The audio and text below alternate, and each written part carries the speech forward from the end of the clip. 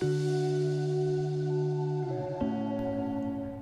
students, I'm Rajnish Mishra, Rohit, Assistant Professor of Finance at IMS University Courses Campus, Ghaziabad. Today I will teach you the subject that is Business Law and Taxation for MIB. So in this subject, the first act that you must read or you must know, that is Indian Contract Act 1872. So the Indian Contract Act 1872 mainly prescribes the law relating to contracts in India.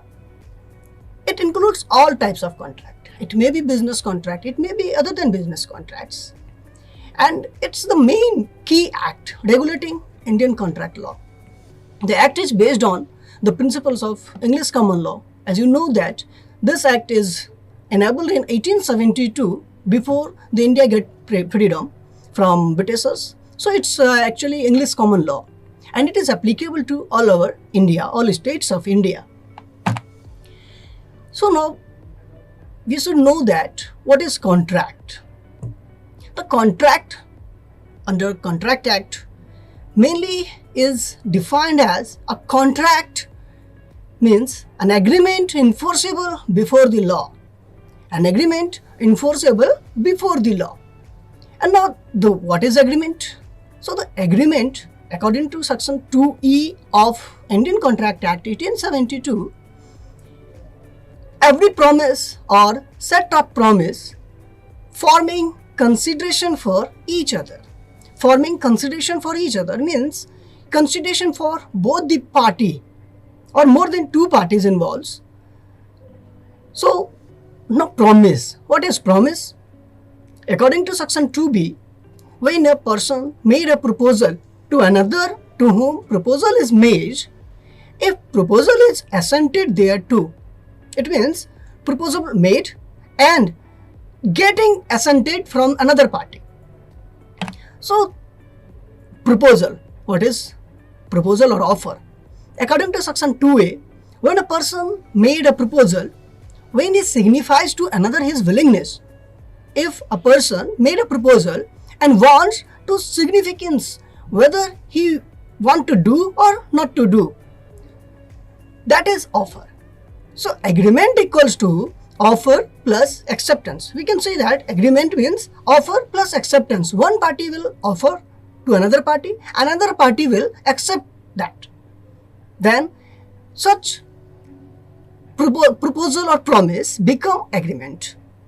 And now a term that is mostly used in contract, consensus ad idem. Consensus ad idem means the meeting of minds or identity of minds or receiving the same thing in same sense at same time. You can say that same thing in same sense at same time means meeting of minds of the parties of a contract. If a party is not getting proposal or getting proposal but not meeting minds, that is not consensus ad idem. So overall, an agreement and legal obligation, if both meet, then it becomes contract. So we can say that all agreements are not contracts, but all contracts are agreements.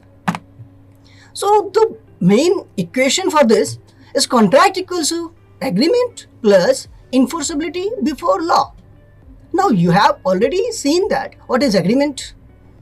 Agreement includes offer, acceptance, but the main question is what is enforceability before the law? Somewhere you must seen that enforceability before law means it is enforceable in the court or maybe forced by the court. So the contract equals to agreement plus enforceable in the court. So the main essential elements of a valid contract. Valid contract is actually a contract having all the essentials of a contract. So the section 10 defines the essential elements of a valid contract. Till now, we have already get definition of agreement An agreement includes offer and acceptance, both. So the first essential point for the contract is offer and acceptance, mainly agreement. Second point is intention to create legal relationship. Now, legal relationship means not social relationship. It means if any two friends getting contract that if you will give gift on my birthday, I will give you party. That is not legal relationship. It's a social relationship. So it must be a legal relationship. Third point that I have already told you, consensus ad idem. Consensus ad idem, a phrase which means same thing at same sense at same time, means meeting of minds of the parties of a contract with same thing, same sense at same time. Next one is consideration.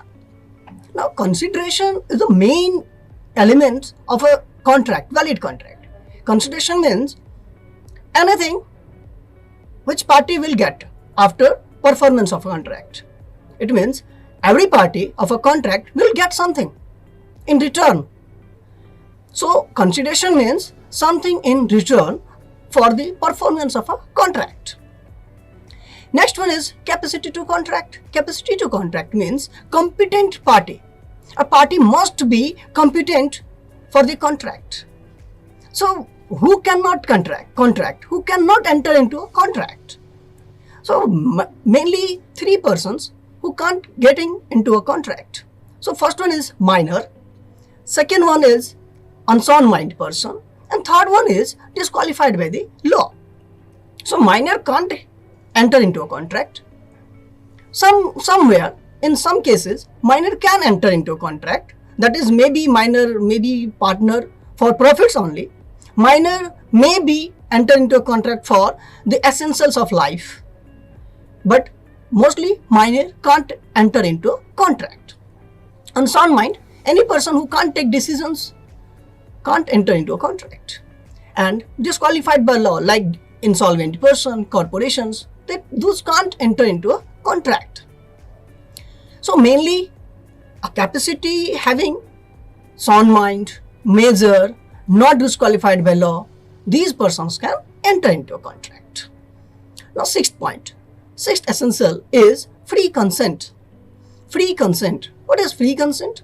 Consent means acceptance or any contract which is free from the five things. Any contract which is free from the five things. First one is coercion. Second one is undue influence. Third one is fraud. Fourth one is misrepresentation. And last one is mistakes. If any contract is free from these five things, will be known as free consent. So you must remember that a contract must be free consent. It is not including any coercion or any type of undue influence or fraud, misrepresentation or mistakes, etc. So now next important essential of a contract is legality of object. Legality of object means legal objectives. Having legal objectives. Every contract must have legal objectives. Not any type of illegal activities, any illegal objectives. So must remember the seventh point of a valid contract. Otherwise it will be invalid or voidable, etc. Eighth point is possibility of performance. Possibility of performance. A contract must be possible to perform. If any party enter into a contract which can't be performed. For example, if you are saying that I will build a flat in air, till now that's not possible. So possibility of performance must be there to a valid contract. And last point for elements of a valid contract is writing and registration. Yes, it must be writing. If there is any disputes in future, then no problem, then less difficulties there to prove it in the court. So it must be writing, and if it's registered, then it will be good. Otherwise, it's not so important. So there were nine essential elements of a valid contract. So you must follow these elements to enter into a valid contract. Otherwise, anything missing from these nine, the contract become void or contract become voidable from ab initio or from during the performance.